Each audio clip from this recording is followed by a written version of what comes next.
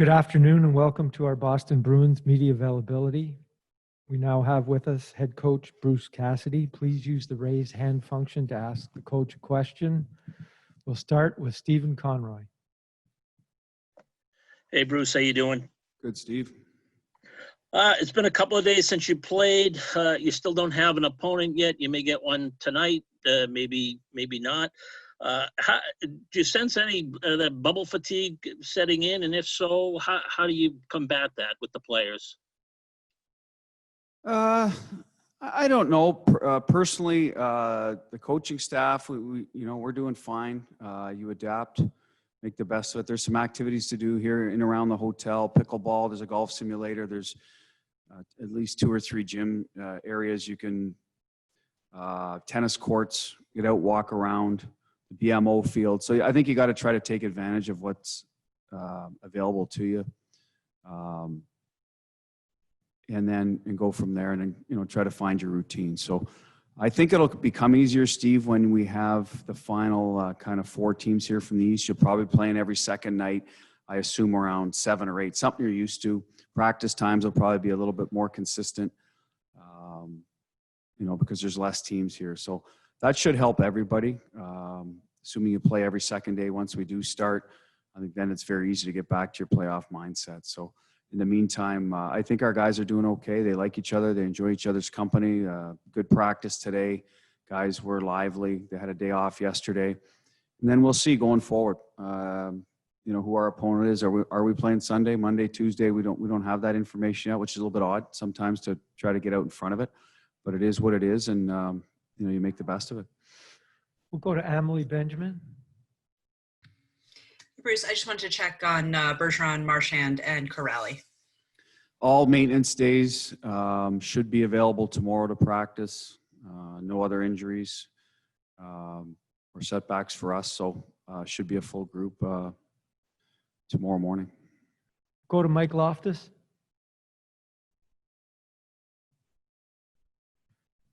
Mike? Okay. We'll go to Fluto Shinzawa. First, David Krejci's had to. Whoops, sorry. Go ahead, Fluto. Hi, Bruce. Hi, Fluto. David Krejci, he's had to play with a few left shots on his right side, but to have Andre a right shot now consistently on his right side, how do you think that helps David's game?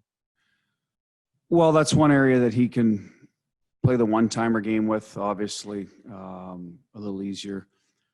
I think it's always been, I remember watching David years ago. I think he was playing with Blake Wheeler and I want to say Michael Ryder, 2 righties, and they sure had chemistry. So I think it's a little bit easier for him to play with a righty. He's got Andre now. They're forming some chemistry. They've had good consistency throughout the Carolina series, and hopefully it continues to grow. Only he can answer that, but like I said, I think it helps him. The way he plays all over the ice, I know he's a right shot, so he's going to first look to his left, forehand to forehand pass through the neutral zone. But I think in the O zone, he likes to find those soft areas. And usually if you're, looking for he ends up on his backhand, he's looking for that little forehand sauce pass to the, into the middle of the ice to a righty for the one-timer. So once they find that part of their game, Andre, I think he'll see a few good pucks in that area. I know when he plays with Pasta, it certainly exists. Again, I think that's the biggest difference for him, or the biggest advantage, is the O zone when he likes to, get on his offside, feeding guys for one-timers. We'll go to Kevin Dupont.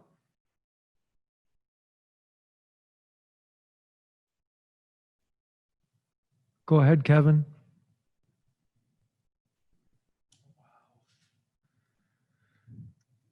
We'll Kevin, you Dan. sharing a mic Mike with Mike Loftus? You guys got on mute, fellas. We'll go to Dan Roche. Hey, Butch, can you hear me? I can, Dan, loud and clear. Hey, that's awesome. That's a good start. Just a question to follow up what you're talking about in regards to, having time and a lot of time in that bubble. How much does it help to have the leadership that you have? And I know you've talked a lot about that leadership over the years, but guys like Chara, Bergeron, one thing they seem to always be is upbeat and love the game and maybe love being a part of a team. How important is that maybe for what you're going through now? Well, it's interesting, Dan, because for them, they are obviously the guys that everyone goes to about pretty much anything, right? So now we get here, and as I said, I think before we got here, the younger guys can also pull along the older guys, because those older guys in this circumstance, they have the children, and that's what you probably miss the most here. Your activities with your kids and whatever your daily routine is at night, those little things. So for them, I imagine they have some tough evenings. But they still here every day. They're working. They're setting the example for everybody. So again, can't say enough about them. And that's where you hope the young guys' energy will rub off on those guys if they have a bad day where they miss their family at home. So I think we found a good balance there. Now the Pasta's in too. He always brings some of that. Jake's typically in a good mood every day at the rink.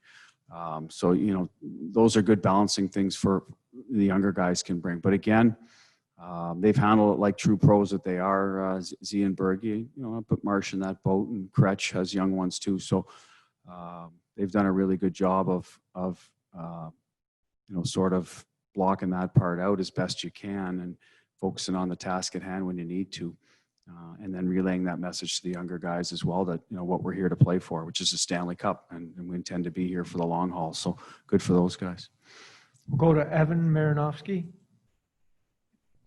Hey, Bruce. Yesterday, Cam said that we'll see Nick Ritchie down the road. I'm wondering where and when you see him sort of fitting into the lineup.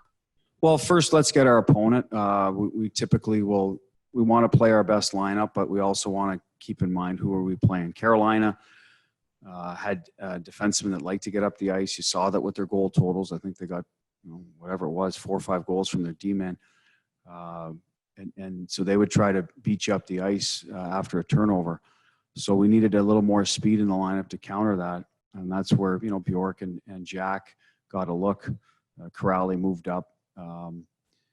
But if it's Tampa with bigger guys like Hedman and Sergachev and Bogosian back there, certainly they'll get up the ice. Not so much Bogosian, but Cernak's a big guy. You might need bigger bodies in the offensive zone to get inside against that group. I thought we were able to get inside against Carolina's D. I don't know if that'll be the case against Tampa. The Islanders play more of a stifling game too, so that's where Nick could become an asset for us.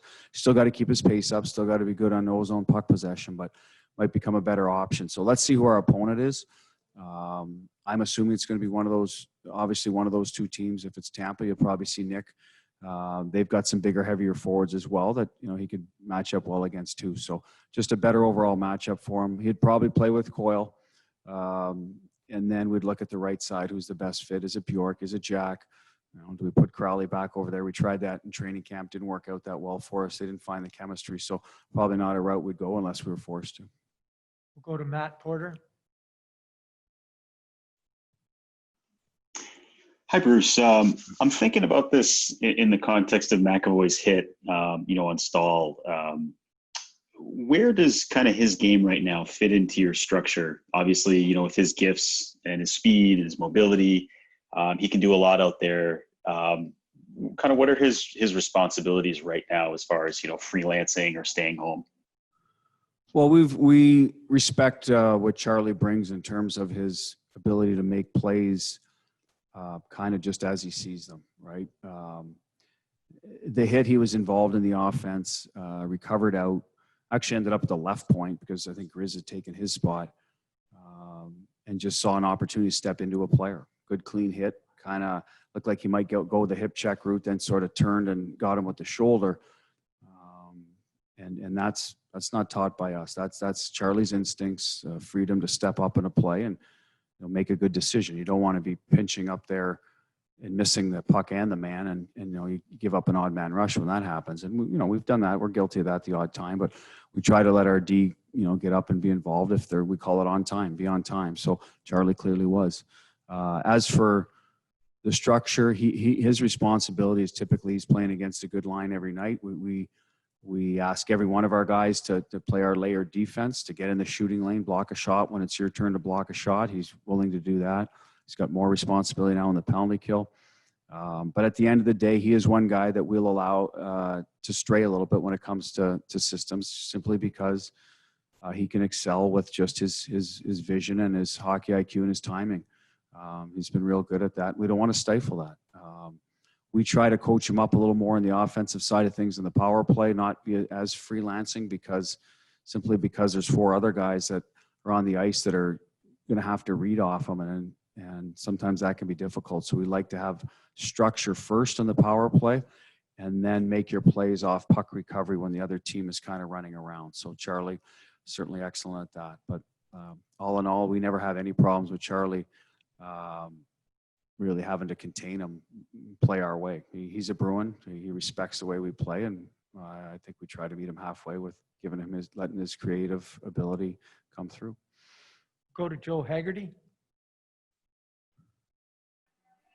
Hey, Butchie, sorry for the delay. Trying to feed kids lunch and do this at the same time. A little multitasking going on here. Nice, at this point, what do you have? What do they have for lunch today? What are the kids? Hot dogs? we had pizza, homemade pizza. How do you like that? A little mushroom pizza. Good stuff. And it was delicious, just like the pizza you had. Yep. Can't lose with pizza. Good call. All right. That's right. No such thing as bad pizza. At this point, as you referenced, it's going to be either the Islanders or the Lightning that you're going to be playing. So although you don't know exactly who it's going to be, just looking for a breakdown on each of them and how you've fared against them recently. Well, Tampa, we have, obviously, I don't believe we've, fared nearly as well as we have against the Islanders. For whatever reason, I think the last 2 years we've played really well against the Islanders.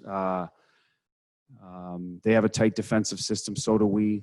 I think we're patient with it. We don't, push the envelope, give up odd man rushes, get behind. I think they're a really good team with the lead, as are we. So, as for Tampa, it was more recent. Obviously, an exhibition. Well, a round robin game that could have went either way. I thought they scored late with about 2 minutes to go, and we'd got ourselves back in that game.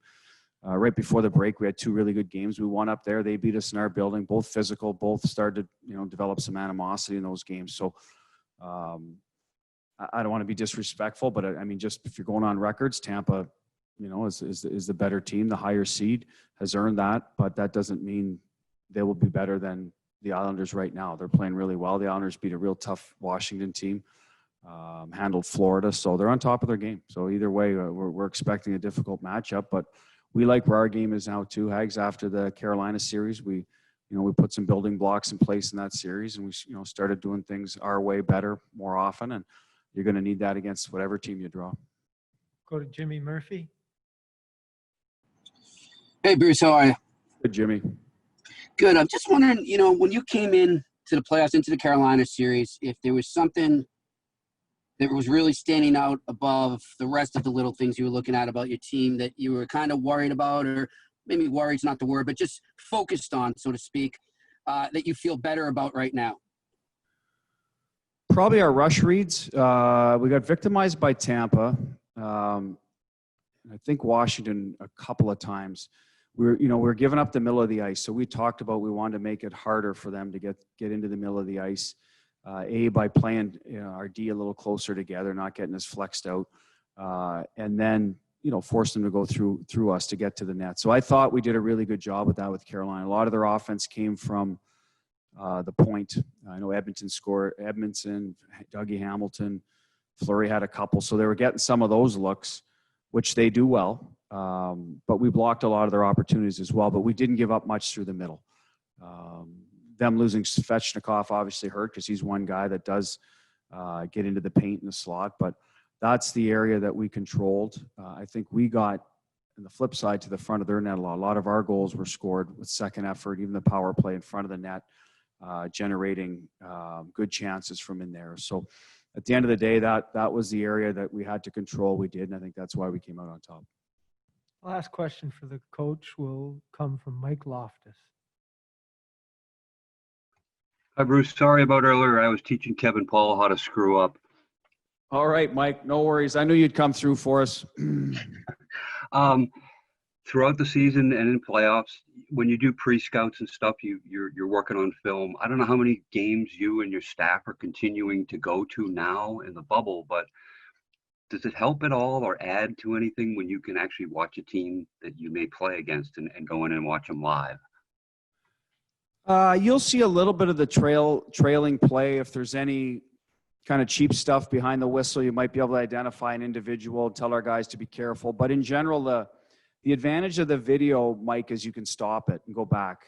You can't in the live. Like, you know, things happen quickly. Like all of a sudden, like, well, what happened there? Where was the breakdown? On video, you can do that. So you can really kind of dive into tendencies a little more. Live, I guess you feel a bit of the energy, or maybe you get a better feel for matchups for a coach, because you can see guys coming on and then going right off, if that's the case. Whereas on video, sometimes they'll focus just on the puck carrier, so you don't see what's going on, like I said, behind the play. So that's the advantage live. You know, get a bit of a feel for how the benches run. But at the end of the day, we have not been recently in the Carolina series. We did all our work at the practice rink, or, you know, here at the hotel. We went a lot in the round robin. You know, sort of got a feel for what it was like to be in an empty building, who was creating the energy. I think it was more for that purpose as much to watch the game, as like, how is this going to play out? Like, just the, you know, sort of functional part of the game.